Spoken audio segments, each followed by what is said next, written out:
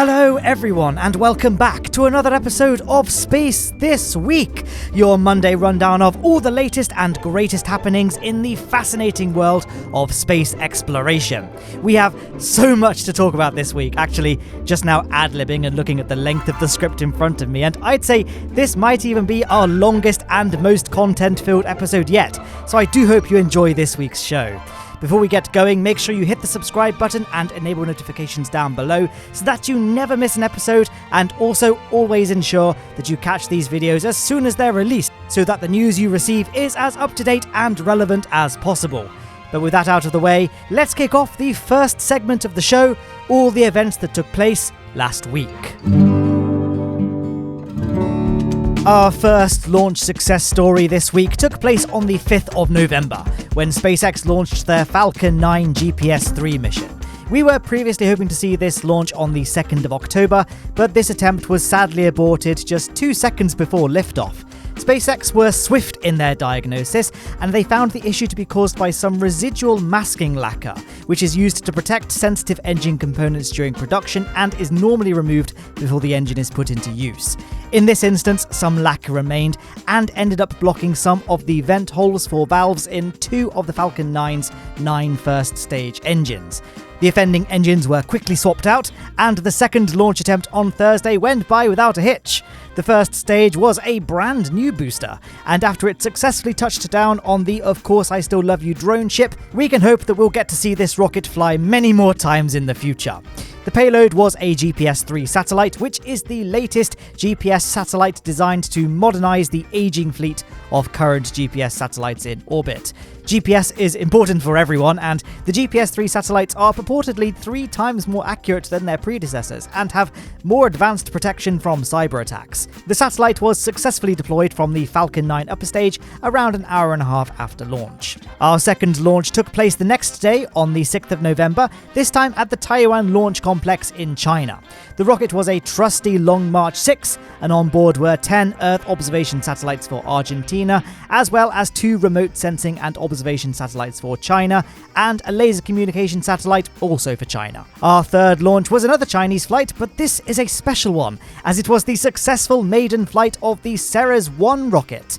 Built by Galactic Energy, the Ceres 1 is the first commercial rocket to be launched in China, lifting off from the Huiquan Launch Center on the 7th of November. On board was a small data relay satellite for the Apocalypse Internet of Things constellation, and now that they've proved their launch capability, I am sure Galactic Energy will fly many more satellites in the future.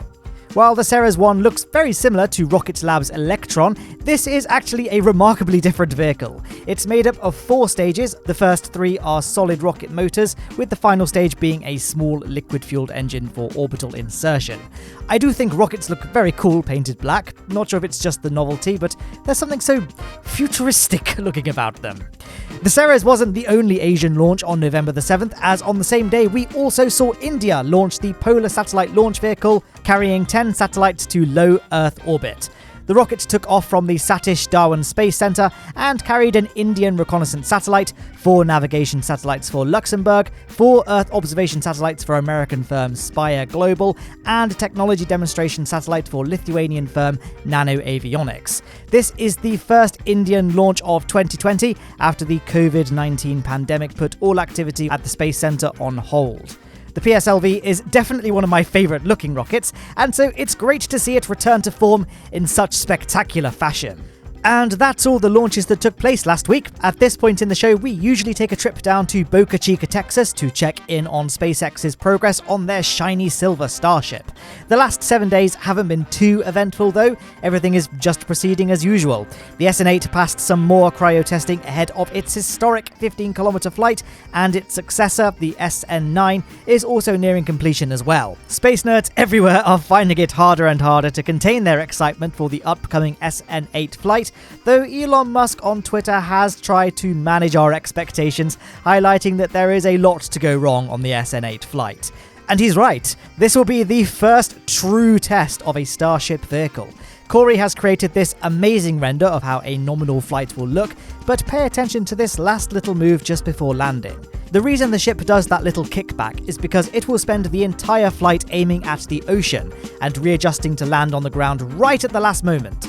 This is to ensure that in the event of failure, the rocket will simply land in the ocean rather than on a potentially inhabited spot of land. This crash animation, by the way, was created by Erik X, and this week he released this beauty in collaboration with SmallStar, an epic Starship full flight animation showcasing how this leviathan of a rocket may look once these Starship and Super Heavy boosters are complete. This animation was even endorsed by Elon Musk, who applauded the accuracy of the animation, stating that it looks very close to the rocket's actual expected performance. Check out Erik's YouTube channel and Twitter page from the video description to watch the whole thing in full. I would highly recommend it. And as always, massive thanks must go to fellow animator Corey and the amazing photography skills of Austin Barnard. This segment of the show would be incredibly difficult to produce if it weren't for these people's amazing works, so do make sure you go and follow them using the description links as well. But that's a wrap for all the coolest stuff that happened last week, and so now it's time to take a look at the future. But before we do that, if you are enjoying this video, then do remember to hit that like button down below to help support the show for the low price of free. And now that's out of the way, we can shuffle along to discussing all the launches slated to take place over the next 7 days. Our first launch next week will be on the 11th of November and will be the launch of an Atlas V rocket from Cape Canaveral. On board will be a classified NROL 101 reconnaissance satellite for the United States Department of Defense. We were hoping to see this rocket take flight on November the 6th, but after an issue with a ground system liquid oxygen valve, the launch was postponed to the 11th. This will be the very first flight of the GEM 63 solid rocket motors, which will replace the old AJ-60A boosters used on previous Atlas V missions. The next launch will be a Vega rocket, launched by Arianespace from the Guyana Space Center on the 14th of November. On board will be 2 Earth observation satellites, one for the French Space Agency and the other for the Spanish Earth Observation Satellite Project. Here's hoping the mission succeeds. Our next flight will be on the 15th of November, and it's a very exciting one. Yes, it's the SpaceX Crew 1 mission. This will be the first crewed operational flight of a Crew Dragon spacecraft after the vehicle successfully proved its ability to carry astronauts to the International Space Station during its Crew Dragon Demo 2 mission. There will be 4 crew members inside the Crew Dragon capsule as the Falcon 9 lifts off from the Kennedy Space Center: Mike Hopkins, Victor Glover, Soichi Noguchi, and Shannon Walker. Crew 1 is the first operational commercial crew mission to the International Space Station, and so I will be watching SpaceX's stream with bated breath when the 15th rolls around. Here's hoping for a successful launch. The mission will last for 180 days, with the spacecraft set to return to Earth by around June 2021 via splashdown. Our final flight for the week will be from Rocket Lab when, on the 15th of November, they plan to launch their Electron rocket mission, Return to Sender, from the Mahia Peninsula launch site in New Zealand. On board will be 30 satellites which will head to unique orbits using the Electron vehicle's kick stage space tug. These satellites will enable internet from space, test new methods of deorbiting space debris, and enable earthquake prediction research. Also on board will be a mass simulator for Valve's Gabe Newell in the form of a 3D printed gnome, specifically the Half-Life icon Gnome Chomsky, to raise funds for Starship Children's Hospital. Gabe Newell has pledged that he will donate $1 to the hospital for every person who watches the launch online at the on-screen link, and it's in the description too, so make sure you're there on the 15th. Watch an awesome rocket launch and also save the children in the process. However, I think the most exciting aspect of this mission will be its secondary objective: recover the first stage. That's right, Rocket Lab have announced that they will attempt to recover the first stage of this mission. The booster will decelerate via a parachute system for a controlled water landing before collection by a recovery vessel. This will be the first time that Rocket Lab has attempted to recover a stage after use, and is a major milestone in their pursuit to make Electron a reusable rocket. Ultimately, they've stated that they'd like to catch the booster mid-air with a helicopter, but that lofty ambition will have to wait for a future flight. I, for one, am definitely excited to see if Rocket Lab can pull this one off. But that's all the launches we expect to see this week. Man, there are some really great ones to look forward to, so next week's episode will hopefully have lots to talk about. Which one are you looking forward to the most? Crew 1 or Return to Sender? Or maybe Vega or Atlas? Let me know down below, and with that, it's time to move along to our third and final segment of the show, all of the best spaceflight anniversaries set to take place over the next 7 days. Our first anniversary this week is a big one. On the 9th of November 1967, NASA launched the unmanned Apollo 4 test spacecraft atop the first ever Saturn V rocket from Cape Kennedy in Florida. The Saturn V, of course, needs no introduction at all. It was the machine that would carry astronauts to the moon and remains the only launch vehicle to carry humans beyond low Earth orbit, and as of 2020 remains the tallest, heaviest and most powerful rocket ever brought to operational status. It's hard to imagine the sheer spectacle of seeing it fly for the first time. As the 5 massive F1 engines ignited, tremendous amounts of noise were sent out across the Kennedy Space Center.